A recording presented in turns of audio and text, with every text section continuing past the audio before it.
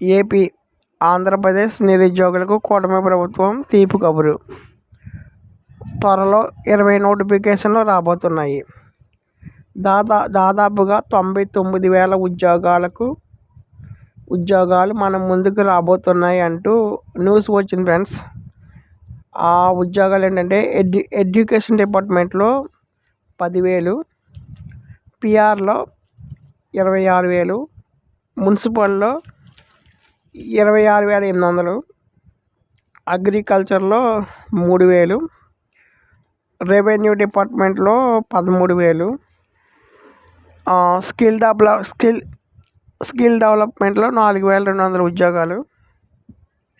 దాదాపుగా మొత్తం 99,000 ఉద్యోగాలకు డైరెక్ట్ రిక్రూట్మెంట్ ఫ్రెండ్స్. రంగం సిద్ధం చేసిన ఏపీపీఎస్సీ.